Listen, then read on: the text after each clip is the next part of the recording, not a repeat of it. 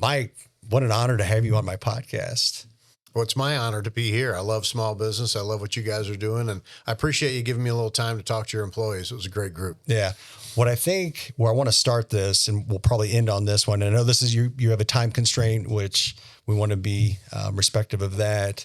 But like, you're very involved in agriculture and your whole career, but can you talk about that just from your beginning? I know you still have a cow-calf operation, but I didn't realize until you told me a little bit ago you were involved in ethanol, but really kind of walk through your path specifically from an agricultural standpoint.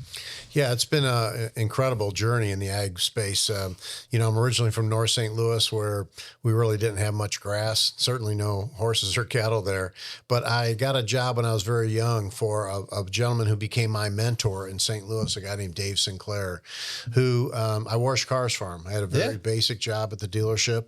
But when you work for Mr. Sinclair, you wash cars one day and you went to his farm down in Phelps County the next day to build fence. And I had never been to a place in my life where you couldn't see another house.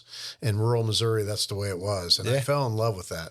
And so Mr. Sinclair was very much a mentor to me in multiple aspects of my life, but definitely introduced me into the ag business. And I just got hooked on it. He was running cow-calf operation, ran quite a few horses. So I got to learn a lot about the horse and equine industry from him, mainly Western riding. And I fell in love with it. I thought this is the right way to be. And I bought my first set of cattle when I was 22 years old, and I'm still with it.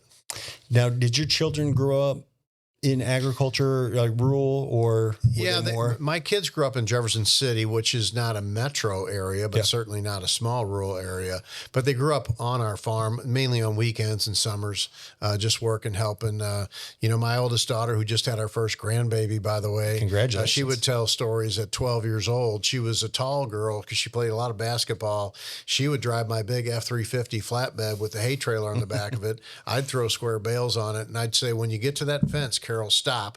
I'll get in and turn the truck around, and then you drive the other way, which basically was idle speed, right? Yeah. And so she likes telling stories, and her little brother, who's a few years younger, be dragging the bales that I'd throw up there. And so, they've been around farming a long time. And you still have the farm today and still run a smaller herd? Is that right? A smaller herd, just because of the political climate that I'm in and the time it takes to devote to Missourians, which is I want to do, which is what I need to be doing. But we still run a cow-calf operation, very much involved in that, and quite a few horses as well. So we enjoy both sides of that. We have a farm south here in Christian County in Ozark, 180 acres, and again, few cows, but there's something just therapeutic for me to get out of. I love this and love the influence and the people that we serve, but there's something about getting out on the farm and I can stand out there. Some mornings I'll feed the cows and just stand there at peace. People don't really understand that, but once they come to my farm, they understand it, that just going fixing fence, getting that tree limb off of something or another. For me, getting on a horse and going checking the cattle, that's what I love to do the most. It's very therapeutic for me. And we run low-stress cattle operations, so we don't chase them with four-wheelers and all the other crazy stuff. We move almost everything by horseback and by feed. One of your good customers, MFA, makes a great thing called cattle charge. I call it cocaine for cattle. And not that I would know what that's like. But very low stress environment, but it's good for me, and it's good. The people that come down there are just amazed to see a farming operation. Yeah. You've been involved in ethanol. You were talking about Show Me Ethanol. So I would say a huge percent of maybe 40-50% of our truckers are very involved in the ethanol industry. A lot of them haul the byproduct DDGs, because DDG out of a lot of your grains moves a long distance. So it requires a lot of trucking. So a lot of these guys, they've hauled out of Show Me Ethanol and Mid-Missouri Energy up there in Multi-Bin. I can keep going through the list, but talk about your experience with that. I didn't realize that. Yeah. It's one of those fun facts nobody does ever guess about me. In Jefferson City, we're the home of the Association of everything, right? Insurance Association, Trucking Association, Corn Growers Association. And I got to be really good friends. So this is way before I was in politics with a bunch of the corn guys, and ethanol was just starting to come on the scene. It was around 2004 or 5. I remember that. Yep. And just through coincidence, really through vehicle sales, I'm a Ford and Lincoln dealer by trade, met a guy named Mike Narwald up in Carrollton, Missouri. And he had Ray Carroll Grains, which is a large handling plant in Carroll County there in Carrollton. And I started talking to him. I said, the best way to build an ethanol plant would be right next to the feed source instead of right in the middle of somewhere. Let's build it where we need a conveyor belt to get our product. And he said, that's a good idea. So we put together a group of investors, a group of farmers, a group of people that were involved in his co-op. Ray Carroll's a co-op. And we literally went out in the middle of a field with a hammer and a wooden stake and stuck a stake in the ground and said, here's where we're going to build what you now know as Show Me Ethanol. And that's where Show Me Ethanol is. And you mentioned DDGs. We were the first plant in Missouri to put dryers in.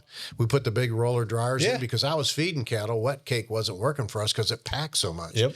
And so we said, we got to dry it. Well, it was expensive. We had to run a gas line. It was a huge investment, but now everybody sells DDGs. But we were one of the first ones to go to that. Yeah, that's incredible. I didn't realize because, again, there's so much of our industry that evolves around the ethanol industry and the soybean industry too, and soybean haulers. But the thing about fuel is ethanol. Think about the number of farms and family farms that you're helping out when we use ethanol as a product. That's not hurting anything. It's a great substitute. It's great for our environment. It's great for our economy. We're not relying on anybody from outside of this country when we need to have ethanol put in fuels. It's Missouri grown for us, for the most part, what we use here. The value added story, what it does for the employees of that ethanol plant, the ripple effect into their community, the whole kind of business side of that equation and the impact it has on our economy, to me, is a win-win for everybody. Yeah. Last question, probably deeper thought. You're our governor of Missouri, which it's awesome to be here with you. For our farmers out there and citizens of this great state, you said earlier when you were meeting with our office, just like the opportunity that's out there and the optimism. But talk about that from an agriculture standpoint for those farmers, ranchers that are listening to it, because man, Missouri is so diverse. That's why I love this. I mean, you got, everything from cotton farmers in the Southeast to all your big grain farmers down here. We're in cattle country. I mean, we're so diverse. So we reach such a broad spectrum, but speak to them, talk about maybe what you see in the future for Missouri, specifically agriculture. Especially if I was a young person, agriculture is going to be, we're just going to blow the doors off of this place. It's already our number one industry, about a $93 billion impact on our state's economy. We're number two in the United States at 87,000 family-owned farms. So we truly are a family farm state. And you're right, the diversity from cotton and rice to watermelon to corn and soybeans to cattle, it's just goat farming. Yeah, goat farming is getting larger and larger every day. Hog farming. You name it. And what's optimistic about the agriculture is the technology that has come with agriculture. Yeah. It's just unbelievable, the strides we're making in technology. What used to take me 4 or 5 days to spray my farm with the old sprayer, getting the cobwebs out of it, getting the mud dauber nest out, fixing the hose the rat bought. Now I've got this young man that comes in with a trailer with a drone and he sprays the whole thing in 90 minutes. I mean, it's just unbelievable. And he's making money, which I love. The technology space, the need for agriculture. The one statistic I want your listeners to hear is that it took us 2,025 years to grow enough food to feed the world today, right? Mm-hmm. Because of population growth in the next 30 years, world food demand is going to double. So what it took us 2,035 years to figure out, we have to double in 30. There's opportunity. That's a lot of opportunity. We're going to do it through value added. We're going to get more out of our soil. We're not annexing any neighbor states. God forbid Kansas. Nothing personal to your Kansas customers. Yeah. But we're in Missouri. Yep. But we're going to do it through value added. We're going to add processing plant. We've got a big one being built in Warren County. It's a huge investment. Technology, seed technology. The president, CEO of Bayer was in my office last week telling me about new short corn technology. I mean, the future for agriculture is incredible. And if I was a young person, I'd look long and hard at that. Yeah.